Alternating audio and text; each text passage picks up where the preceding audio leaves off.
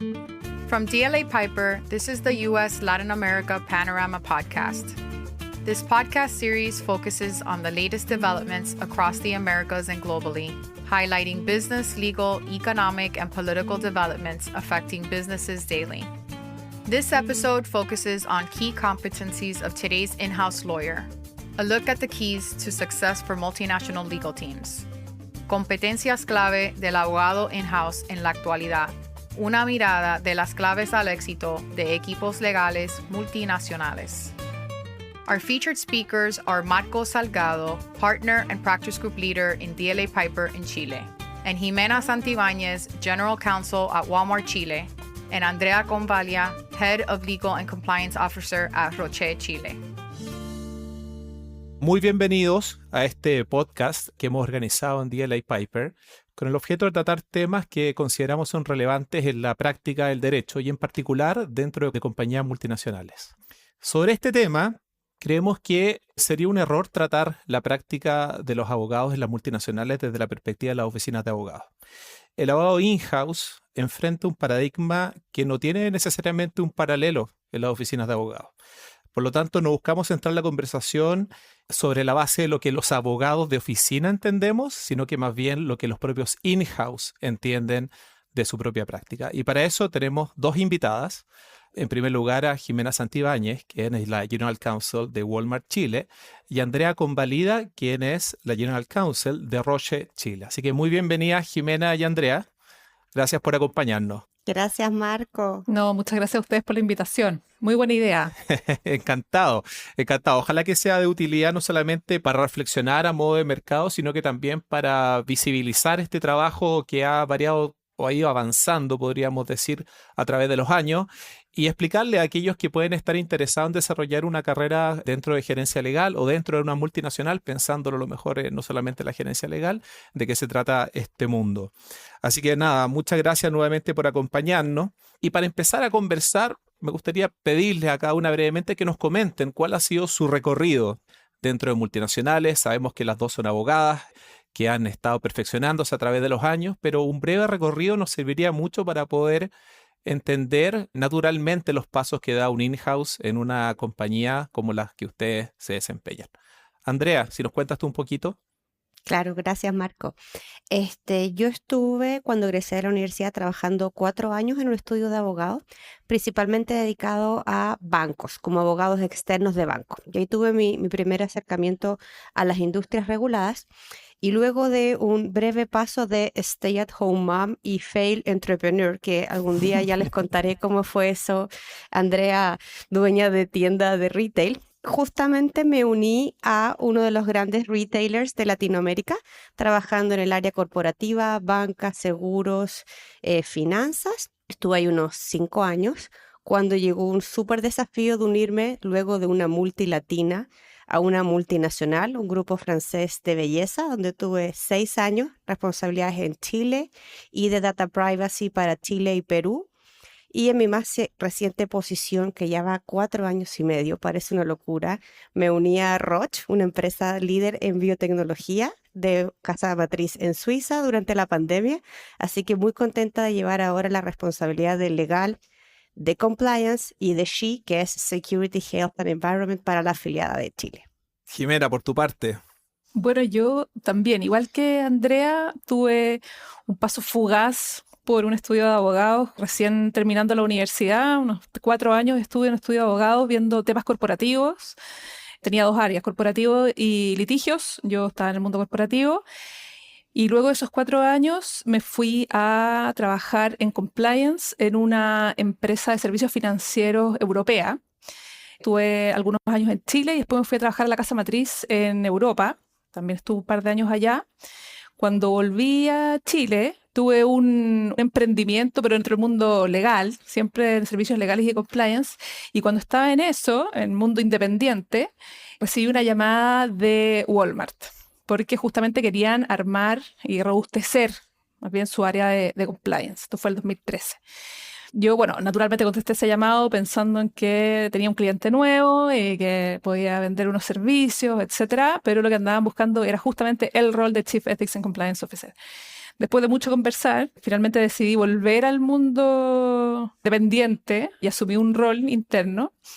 Y ahora ya llevo 11 años en Walmart Chile, en distintos roles. Estuve primero en compliance, como te contaba. Después estuve liderando una de las cadenas que Walmart tiene en Chile, la B2B, un modelo formato mayorista, un cash and carry. Y hace 3 años que estoy a cargo de la gerencia legal, volví a mi background legal, pero siempre muy, muy cerca del negocio y muy encima de temas de línea, no tan corporativos o tan funcionales, sino que muy, muy partner del negocio. Oye, ahí las dos algo mencionaban respecto a este espíritu emprendedor, tema que vamos a dejar con un pin en la pared porque luego lo vamos a retomar sobre el perfil o esas capacidades o más bien competencias que son necesarios para navegar en las gerencias legales de las multinacionales. Ahora, si uno quisiera introducir el tema respecto a cómo trabajar en una gerencia legal, a mí se me ocurre que un buen punto de partida, y aquí lo someto a consideración de ustedes, es preguntándonos qué es la cultura de las compañías. Algo que de repente suena muy abstracto, muy etéreo, pero que pareciera ser que tiene bajadas bien concretas dentro del día a día de la práctica de una multinacional. Compañías que tienen operaciones en, como su nombre lo dice, en muchos países, en muchas jurisdicciones, con cientos de puestos de venta o de oficinas, como quieran llamarlo, y donde hay que tener una columna vertebral de modo de poder orientar a esta organización, en definitiva. Y aquí, y esta es la única referencia que voy a hacer a sus lugares actuales de trabajo, tanto Walmart como Roche definen o dan luces de cuál es esta cultura. Walmart dice directamente que es una multinacional que opera supermercados en distintos formatos, en diferentes formatos, y luego nos da en su página web mucha información al respecto, al igual que Roche, que como ustedes saben también es una Big Pharma de origen suizo, cuya tarea cotidiana consiste en salvar vidas y ayudar a millones de personas en el mundo. Son dos aproximaciones bien directas al tema, distintas, sí. Entonces me gustaría partir por preguntarles qué es la cultura de las compañías y por qué es un tema de la máxima relevancia en el mundo empresarial actual. Si queréis parto yo ahí, Marco. Bueno, en Walmart, esta gran multinacional de retail que somos, nosotros tenemos un propósito súper claro y que tú lo puedes encontrar acá en Chile, en las operaciones de África, en México, en China.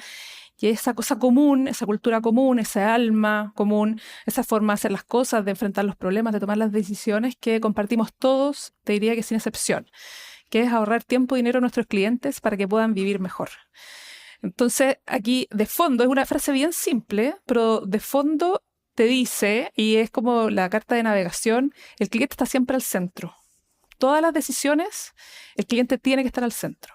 Y en un retail particularmente, el cliente te elige todos los días. Entonces, tú estás todos los días ganándote la confianza del cliente. Por lo tanto, la excelencia, el servicio es fundamental. Y eso no es solamente de cara al cliente, sino que también de cara a las relaciones entre equipos. El liderazgo de servicio, de cómo me pongo yo a disposición para que otras áreas puedan cumplir con su propósito, cómo trabajamos en equipo, cómo buscamos la excelencia, cómo somos rápidos, cómo somos colaborativos. Es como el modo de ser y es súper importante. Yo te diría que a lo largo de mi carrera he visto gente que deja los equipos no tanto por resultado, que a veces el mercado está mejor, a veces está peor, a veces está más fácil, a veces está más difícil.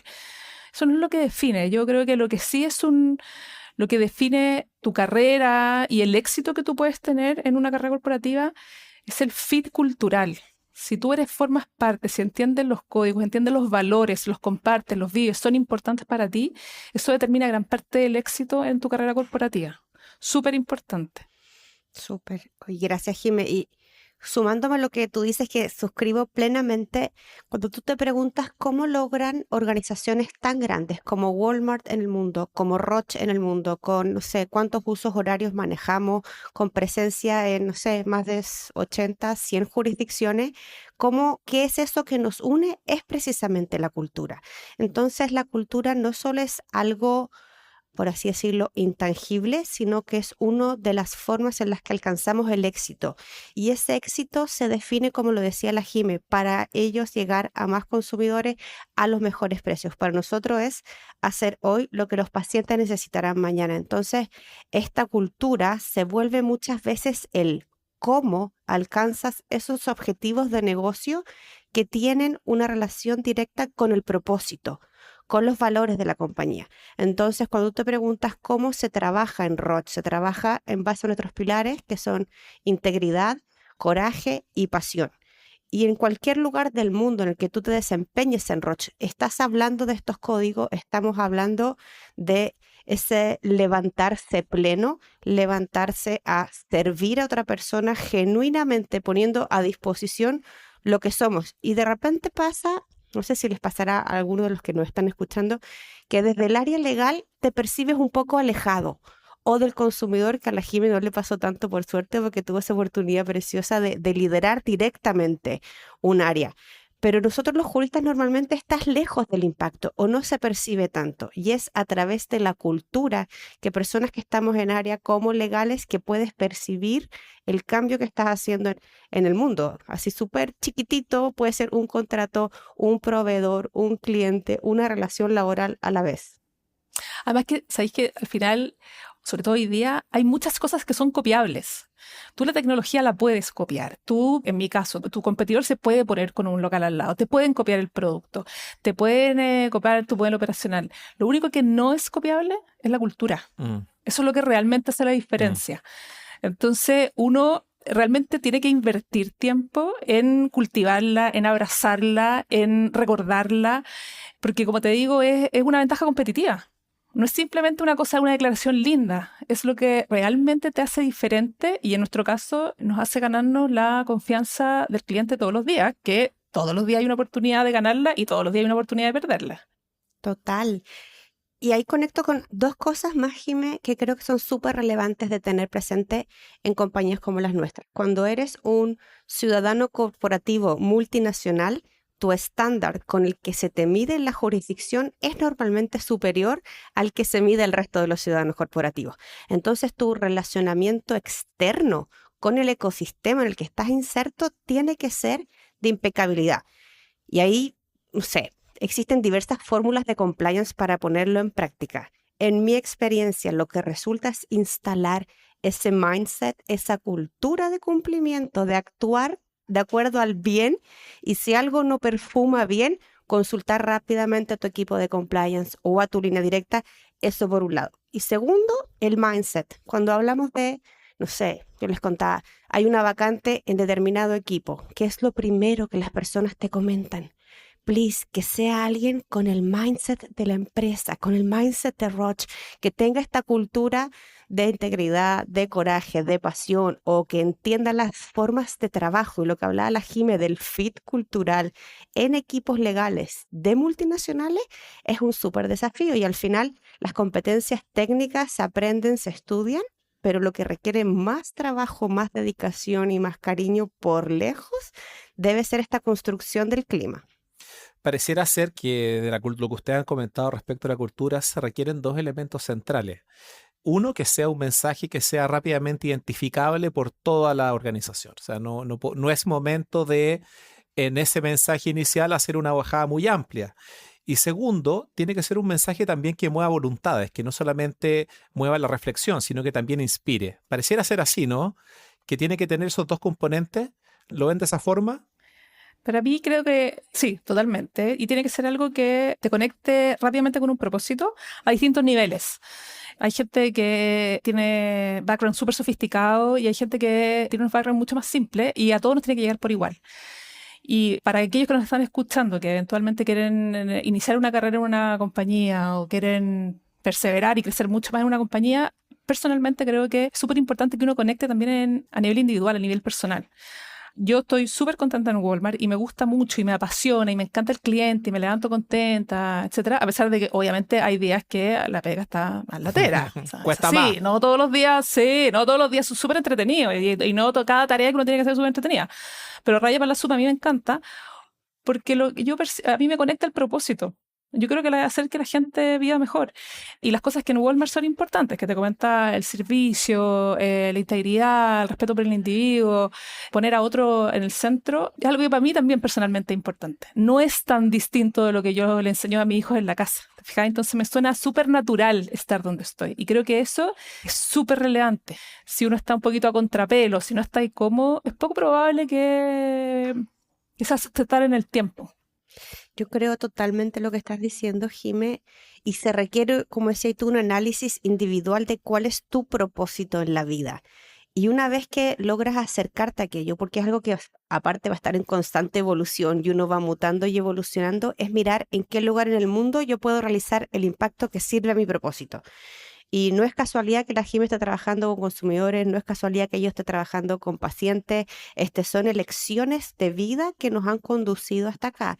Y ahí, como sumándome las recomendaciones de Jime de encontrar tu propósito, es también de tomar decisiones valientes, de tomar decisiones con coraje. Y creo que fue la misma Jime que le escuché en otra conversación que tuvimos en otro momento. Es poco probable encontrar tu crecimiento en zonas de confort. Exponerse a lugares de crecimiento, la incomodidad, los growing pains son saludables y es algo que debiésemos buscar como seres humanos naturalmente y más aún profesionalmente en compañías que tienen tanta responsabilidad como las compañías en las que trabajamos nosotros. Lo que nos ha llevado al éxito los últimos 10, 15, incluso más años en las compañías no es lo que va a seguir generando el éxito de aquí al 2030. En mi caso, en Roche, la población mundial está envejeciendo, los desafíos de salud de las poblaciones están cambiando, cómo nosotros nos preparamos para absorber esas necesidades. Cómo nosotros, que estamos con presencia en no sé cuántos países del mundo, podemos apoyar a los sistemas de salud a prepararse para la avalancha de nuevas enfermedades y nuevas poblaciones. Entonces, es una responsabilidad súper grande la que tienen hoy día estas corporaciones. Entonces, somos parte de llevar esa responsabilidad. Si uno lo mira así también, se da cuenta que con este llamado o invitación que haces tú, Andrea, de tener conciencia del ser, de partir por uno, de cómo me representa, qué me dice esta cultura o este mensaje de cultura, pareciera ser que algo que está establecido en favor de los colaboradores, o sea, en favor de ese abogado que está desarrollando esa carrera, ese abogado que quiere entrar, o ese abogado que está pensando a lo mejor en dar el salto dentro de la misma compañía, de una gerencia legal a otra gerencia. La cultura sirve como un faro, como una luz ordenadora de esta proyección cultural, y lo que ustedes dicen es muy importante, porque si no hay motivación es difícil que haya progreso. En ese sentido, y pasando a otro tema, hemos hablado en otras ocasiones también en iniciativas que hemos hecho en DLA respecto a las competencias. Yo creo que ese es un poco el centro de esta conversación. ¿Cuáles son esas competencias difíciles, multidisciplinarias? No solamente multidisciplinarias, con equipos muy diversos. La vida del abogado en oficina es muy distinta a la vida del abogado en una multinacional. Nosotros acá convivimos principalmente, por supuesto, que tenemos un equipo que es muy importante administrativo, que nos presta servicios, que nos apoya para llevar a cabo nuestras tareas, pero convivimos principalmente con abogados, ¿cierto? En cambio, ustedes conviven un poco lo que decía Jimena. Masters in Biology, con PhDs. Claro, con técnicos, con profesionales, con personas de un background muy distinto. Y ahí es donde viene la pregunta de nuevo, este concepto que ya decía, la composición del lugar. ¿Cuál es mi rol aquí entonces? O sea, yo estoy en una multinacional, soy abogado, estudié bastantes años, con dolor, logré mi título, ¿cierto? Unos más, otros menos. O unos más, otros menos, claro.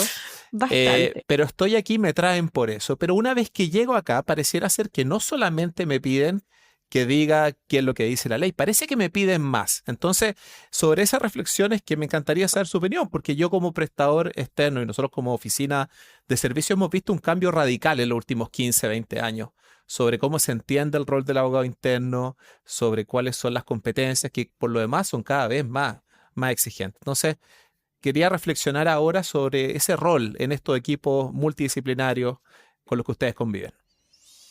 Bueno, yo creo que tú tienes mucha razón. Yo me relaciono todo el día con gente que no tiene un background legal, con lo cual hay que ajustar un montón de variables para que la relación sea exitosa. Para mí, más allá de la competencia técnica, de que conozcan las leyes y que técnicamente sean sólidos, que es como el desde, lo más básico, muy importante que tengan una buena capacidad de comunicación, que puedan escuchar y que puedan movilizar a los equipos que tienen al frente. No solamente a los equipos que tienen al frente, sino que también a sus pares, que me puedan liderar a mí. El liderazgo es 360. Si tú tienes equipos a cargo, tenés que poder liderar a tu grupo, a tus pares, a tu jefe, a tus clientes internos, y eso es la capacidad de movilizar, y para eso hay que saber escuchar.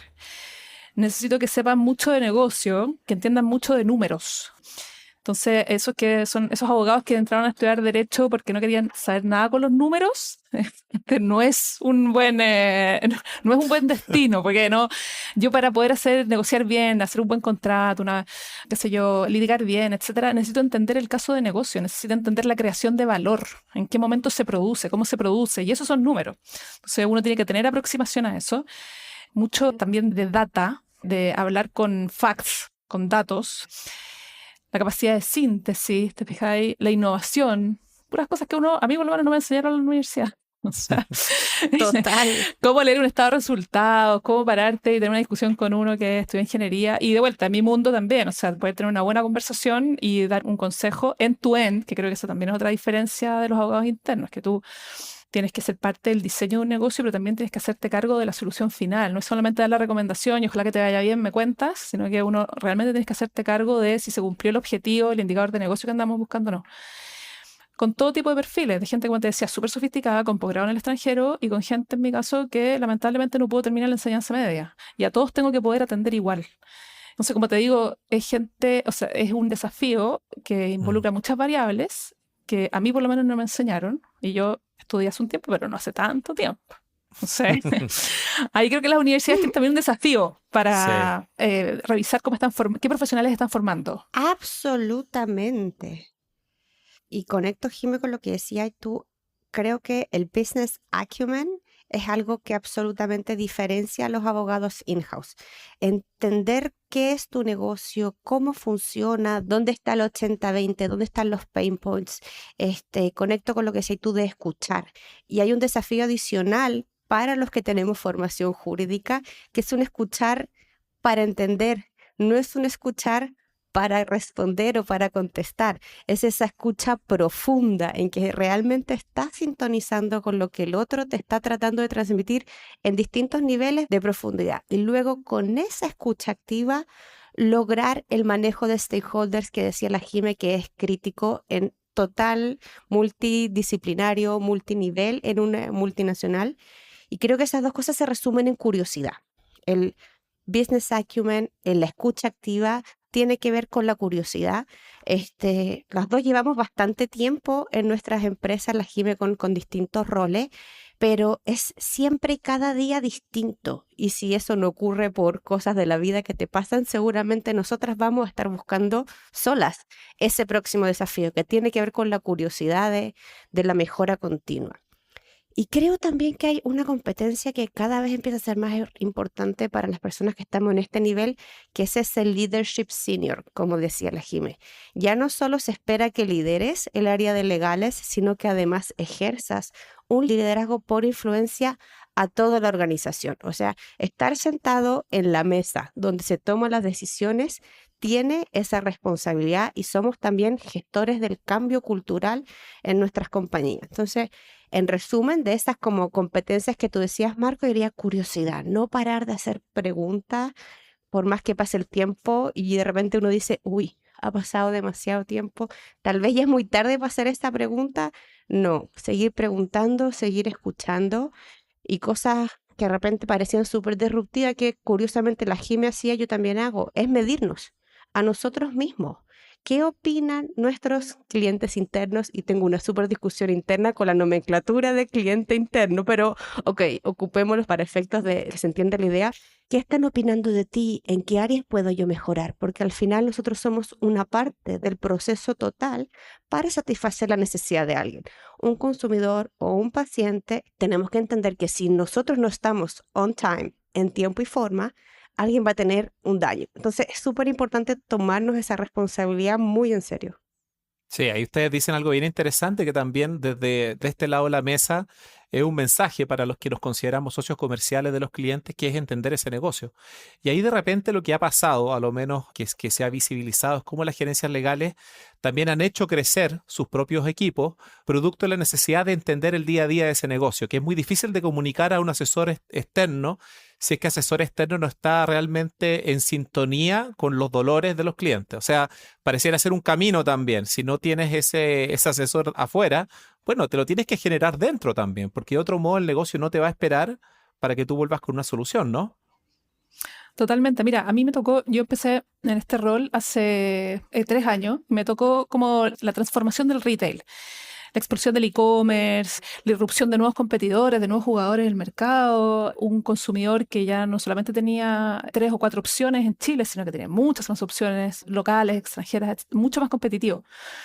Y en ese sentido, a mí me interesó en mi equipo que toda esa transformación, todo ese conocimiento, porque había que salir a crear cosas nuevas, había figuras jurídicas que no necesariamente existían, nuevos negocios, etcétera, quedara a nivel interno. Evidentemente, uno no sabe todo y ahí necesitas un asesor que te traiga conocimiento a la mesa, pero no solo el conocimiento, sino que también alternativas, conocimiento de negocio, riesgo, que vaya en el riesgo contigo también, que te acompañe.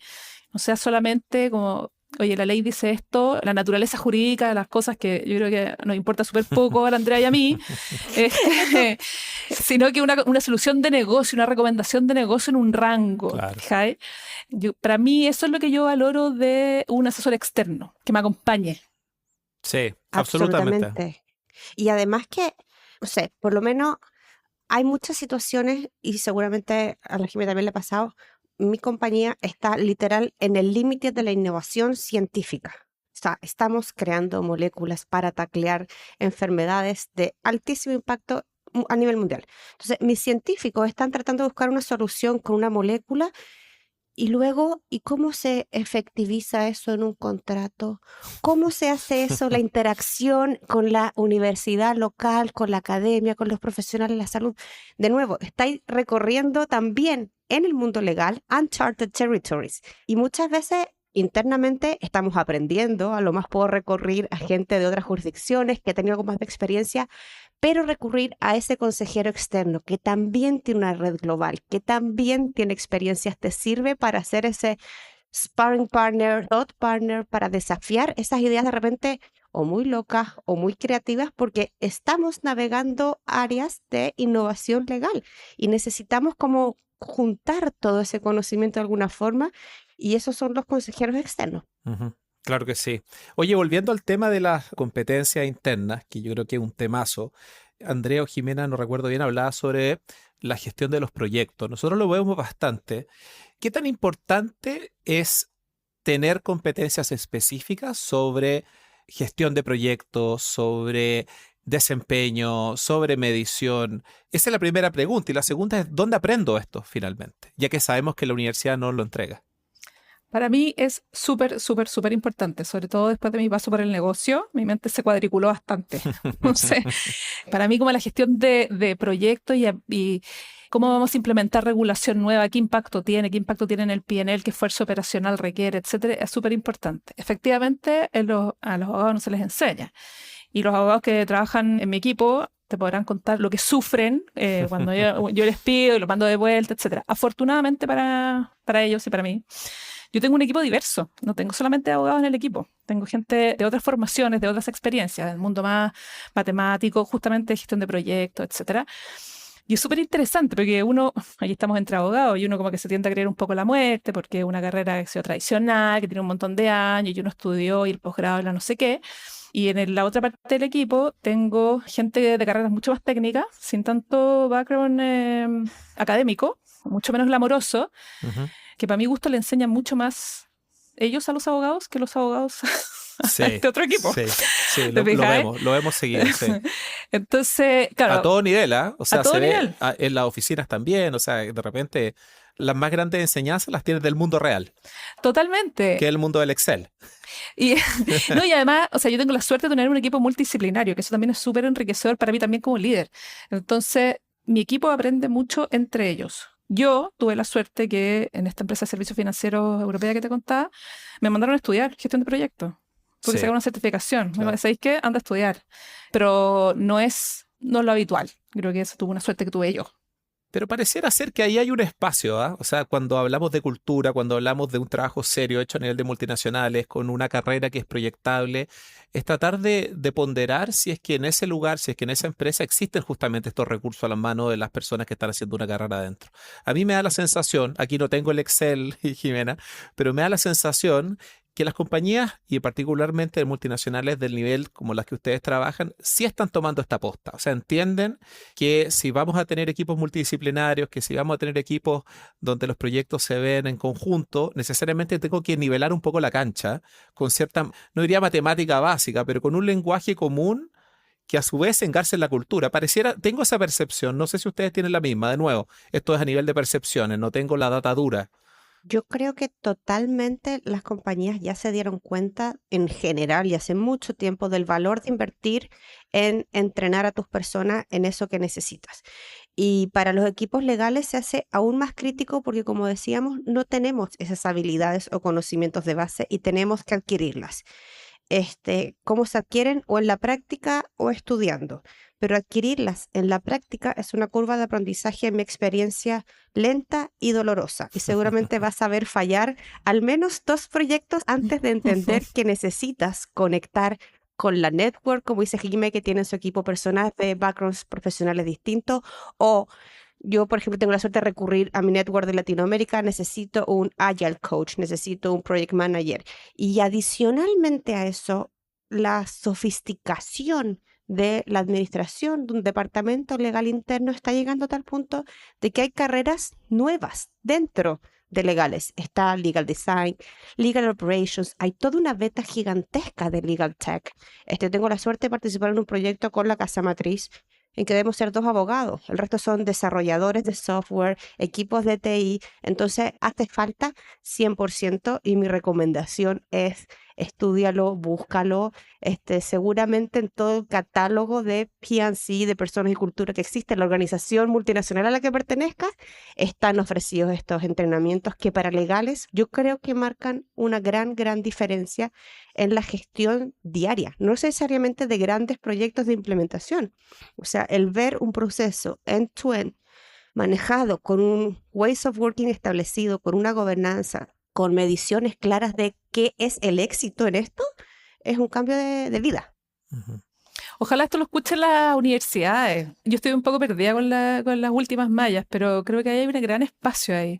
Yo, Sí, como te decía, totalmente. estudié hace algunos años y como el camino de éxito que te mostraban, la figura del abogado exitoso era un Marco Salgado. Un socio. No conozco a ese señor. Es un abogado exitoso. Un socio de una oficina, de un estudio de abogado importante, bueno, como son ustedes. Pero no demostraba muchas más alternativas en ese momento. O sea, ser el general counsel de una compañía, incluso funcionario público, tener la carrera judicial, Sí. ser abogado y trabajar en una fundación, etcétera, no eran carreras no eran alternativas que te mostraran. Y el mundo evolucionó un montón, el mundo legal está mucho más competitivo, requiere otras capacidades que hemos hablado. Hay otras vertientes, a mí no existía compliance cuando yo estudié, pero ahora sí lo hay, etcétera. Hay un montón de cosas nuevas que yo ahí, para serte bien franca, no tengo súper claro cómo las universidades están respondiendo. Sí, efectivamente. Mira, yo creo que ahí hay temas que son súper importantes y donde las universidades, con diferencia, evidentemente yo, estoy involucrado en la vida académica, tratan de abrir esa discusión. Tratan de abrir esa discusión respecto a, por ejemplo, contabilidad para abogados o finanzas corporativas para no financieros. En definitiva, lo entregan como elementos formativos adicionales a niveles de posgrado. Creo que a nivel de pregrado también está disponible. Ahora, volviendo al tema de la carrera, yo creo que efectivamente hace un tiempo atrás las universidades no lo planteaban, porque también el cargo de gerente legal, y con mucho respeto lo digo a los gerentes legales hace 20 años atrás, es muy distinto al cargo de gerente legal del abogado actual. O sea, no se llamaba gerente legal, o sea, era un señor que se llamaba fiscal y que fiscalizaba. Claro. Yo nunca en mi vida he hecho algo así, entonces ese nombre, ese título no me pertenece. Oye, pero yo de repente me presento como fiscal porque no sé cómo presentarme, no sé, Claro, o sea, General Counsel, la gente no sé si lo entiende, no sé si fiscales como del año de la pera, Claro. gerente legal, bueno, no sé, yo no tengo muy claro cómo autodenominarme. No es súper importante, pero no sé, fíjate cuál es el nombre. Yo creo que de eso hay un poco, pero a mi percepción, estando en la vida académica, es que el mensaje es muy distinto ahora. O sea, el mensaje de desarrollar una vida en una gerencia legal, o sea, es enormemente complejo. Bueno, por algo estamos conversando hoy día y ya se nos va a acabar el tiempo, pero podríamos conversar toda la tarde al respecto de las complejidades. Es porque es una carrera más desafiante también. mucho más desafiante de lo que se nos presentaba a lo mejor, y de nuevo, con todo el respeto para aquellos gerentes legales hace 30 años atrás, para que se den cuenta lo viejo que soy, pero, pero cada día es más desafiante y así se abre también una carrera que también puede ser más interesante para los que nos están escuchando y que es multidisciplinaria y que tiene elementos comerciales súper intensos y en definitiva, y aquí con esto ya empiezo a cerrar un poco la conversación, donde hay muchas oportunidades más allá de lo que es el consejo legal, independiente que ya hemos definido que un consejo legal con el conocimiento del negocio, orientado a la cultura, en un equipo multidisciplinario, sabiendo cuál es el rol de uno, pero pareciera ser que hay muchas oportunidades más allá que estrictamente el consejo legal. ¿Cómo lo ven ustedes, Andrea y Jimena? O sea, yo soy el vivo ejemplo de eso. Fíjate que yo tuve una oportunidad de liderar un negocio, con todo lo que eso significa. O sea, finanzas, operaciones, logística, comercial, marketing, etcétera. Y si bien, claro, para mí fue un desafío, naturalmente, yo no tenía mucha experiencia, por no decir nada, y también me preparé me preparé como al mismo tiempo, tenía este rol y me puse a hacer un MBA. Sí creo que la formación de abogado, la forma en que te enseñan a pensar, la forma en que te enseñan a abordar los problemas me sirvió muchísimo. Y era lo que yo traía de diferente a la mesa. En una sala donde había mucha gente que llevaba 20 años de retail y yo era nueva, ese era mi valor agregado. O sea, entonces, creo que esa es una muestra de la versatilidad que te da la carrera. Y Andrea contaba de su experiencia fallida en retail, pero circunstancialmente fallida. Yo te aseguro que si lo intenta de nuevo le va bien. También, pero yo ya fui y aprendí eso. No hay un competidor para Walmart aquí, veo que no. No. Creo que te da muchas herramientas. Y como te da muchas herramientas, es bueno no encasillarse en un solo tipo de desafío. Ese es el punto. Yo creo que tú has dado en el clavo. O sea, a ver, a lo mejor una invitación a incorporarse al mundo de la multinacional con la cabeza y el corazón abierto, ya que partíamos con la cultura, la necesidad de aunar voluntades, de sentirse motivado o motivada al respecto. Es como a lo mejor entrar a la carrera de in-house, pero no sabiendo dónde termina, ¿no? Es que tal cual, y mucha gente se ríe cuando de repente mira mi cartera o mi mochila y dice, pero Andy, aquí hay una blusa, unos zapatos, a veces hay make-up. Y es como, sí, porque uno sabe dónde va a partir el día y no necesariamente cómo lo vas a terminar. Yo creo que con esa nota se resume un montón de lo dinámico, lo divertido, y si tú eres una persona curiosa, que siempre vas a encontrar desafíos dentro de una multinacional. Y como nota de cierre, me estaba acordando de una conversación que tuve anoche con mi hijo menor, y justo nos pusimos a ver noticias así de contingencia y salió un comercial de la lotería. Y había un premio pero gigante y abre los ojos y me dice, mamá, mira tanta plata. Y yo le pregunto, Maxi, ¿qué harías tú si te ganas esa plata? Y él me dice, no sé, nos iríamos de vacaciones. Me dice, ¿y tú, mamá? No sé, también unas vacaciones. Me dice, ¿no renunciarías? Y yo me quedé y dije, no. La verdad que no, y me lo pensé en serio mucho rato después y digo, yo soy inmensamente feliz haciendo lo que hago, me levanto plena y dichosa. Y si eso algún día no ocurre, voy a tener que sacar de vuelta mi carta de la curiosidad y volver a conectar con mi propósito y alinearlo con lo que esté haciendo, porque creo que al final del día, cuando te preguntan cuando chico, ¿qué quieres ser cuando grande? Y después nos corrigieron, no preguntes qué quieres ser, es qué quieres hacer. Llega un punto en que tu propósito personal se identifica muchísimo con lo que haces. Entonces, un poco encontrar la plenitud en eso. Jimena, ¿tú quieres agregar algo ahí? Pues ya estamos a la hora de las reflexiones finales, ya se nos está acabando el tiempo, a lo mejor algo que piensan que sería bueno dejar como conclusión de esta carrera exitosa. La verdad que las dos han llevado adelante por un buen tiempo. Yo creo que a mí me gustan los desafíos. Yo creo que ese ha sido como el factor común de mi carrera. Me gustan los desafíos, me gusta subir el Everest cada vez y no me gusta estar en mi zona de confort. Y la gente que trabaja conmigo sabe, primero con cierta incomodidad y después con alegría, que cuando uno sale de su zona de confort, aprendes mucho y ganas mucha seguridad. Aprendes de competencias que pensabas que no tenías, que no sabías que tenías y que realmente tienes. Entonces, creo que la carrera en una compañía, especialmente una multinacional, como he tenido yo la suerte, te da esas alternativas. Te da la alternativa de tomar control de tu carrera y avanzar por destinos que nunca pensaste cuando tomaste la decisión de ser abogado o estudiar Derecho. Oye, yo le quiero dar las gracias a las dos por una conversación súper sincera, muy agradable. Si pudiese resumir que a lo mejor no son las conclusiones que uno podría haber proyectado al inicio de la conversación, pero me parece que alguien que quiere desarrollar una carrera exitosa en el mundo in-house tiene que ser primero emprendedor o emprendedora, aventurero, aventurera, flexible, Sí. y capaz que se me queden otras más. Pero les agradezco muchísimo a Jimena, General Counsel de Walmart, a Andrea, General Counsel de Roche en Chile, a ambas por ser tan generosas en compartir sus conceptos y ojalá en dar luces a los que están pensando o están considerando seriamente esta carrera desafiante, entretenida y sin techo, creo yo, que es el ingresar a una gerencia legal de una compañía. Así que mil gracias nuevamente y con eso nos despedimos. Así que muy agradecido. No, No, gracias gracias a a ti. ti por la invitación. Qué rico compartir contigo, Jimena. Igual, un abrazo. Ahí estamos, sí. Thank you. Muchas gracias. Thank you for joining us and listening to DLA Piper's U.S. Latin America Panorama podcast. Please be sure to visit and follow us on LinkedIn under DLA Piper in Latin America and via dlapiper.com. If you have topics or speakers you'd like to suggest, please reach out to us at dlapiper.americas@dlapiper.com. Thank you for your interest. All information, content, and materials contained in this podcast are for general informational purposes only. This podcast is intended to be a general overview of the subjects discussed and does not create a lawyer-client relationship. Statements and opinions are those of the individual speakers and participants and do not necessarily reflect the policies or opinions of DLA Piper LLP US. The information contained in this podcast is not and should not be used as a substitute for legal advice. No listener should act or refrain from acting with respect to any particular legal matter on the basis of this podcast without first seeking legal advice from counsel in the relevant jurisdiction. This podcast may qualify as lawyer advertising, requiring notice in some jurisdictions. Prior results do not guarantee a similar outcome. DLA Piper LLP US accepts no responsibility for any actions taken or not taken as a result of this podcast.